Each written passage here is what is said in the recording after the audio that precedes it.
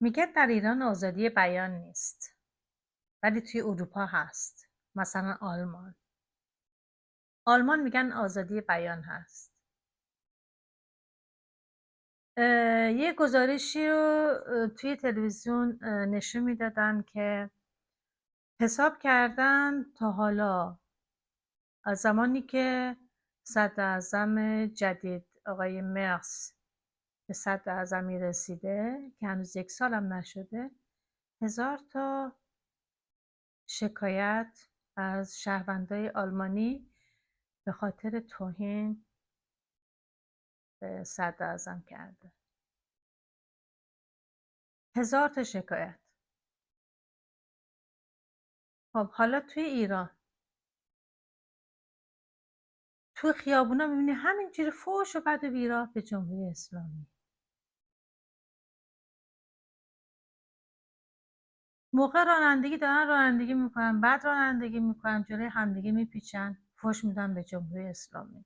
توی خیابون دارن راه میرن، کفششون کثیف میشه، فحش میدن به جمهوری اسلامی. توی ماشین میشینی، مسافر هستی، راننده میبینی داره فحش میده به جمهوری اسلامی. خب من نمیفهمم این آزادی بیان نیستش؟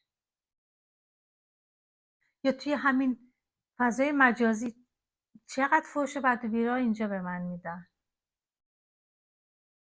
و یا من میبینم که چقدر فحش و بد و بیراه به جمهوری اسلامی توی دنیای مجازی میدن. پس الان جمهوری اسلامی باید تمام زنداناش پر مردمی باشه که همش فحش میدن. احتیاجی نداره جمهوری اسلامی. جمهوری اسلامی طرفداراشو داره.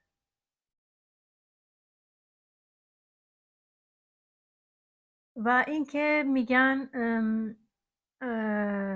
به اصطلاح کسایی که طرفدار جمهوری اسلامی هستن، مثلا مثل من، ما حتما از جمهوری اسلامی پول میگیریم. من اگر از جمهوری اسلامی پول میگرفتم، الان که میخوام برگردم ایران، بعد 2 تا 4 تا میکردم. اول ببینم آیا از نظر مالی من میتونم برم ایران زندگی بکنم یا نه. بعد اینجور 2 تا 4 تا میکردم. اگه من پول از اون میگرفتم که همین فردا بلند میشدم میومدم ایران.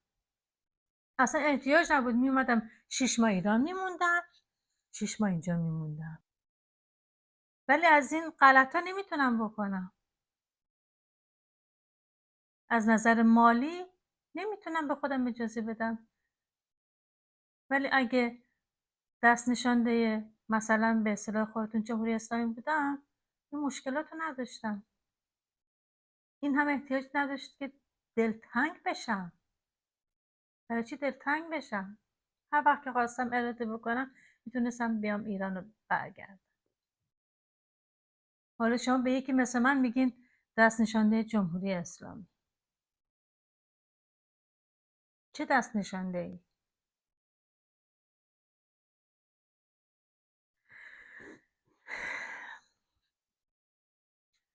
بعدش هم که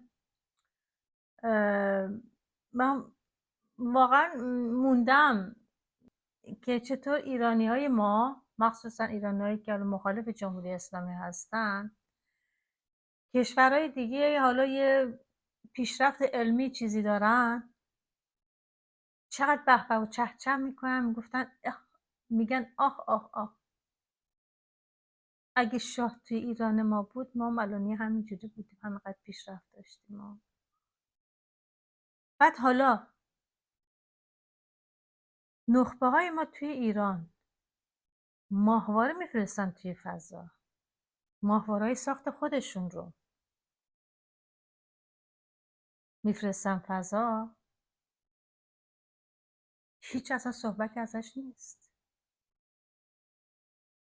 اینقدر خود تحقیر بین هستن.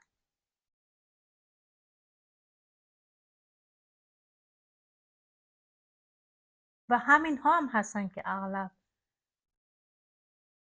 به هیچ جام نمیرسن.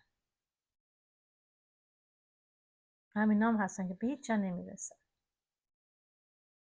واقعا متاسفم برات، واقعا متاسفم که انقدر از ایران بدتون میاد. بعد اینجوری بگم شما از ایران بدتون میاد، نه از جمهوری اسلامی. شما از ایران بدتون میاد.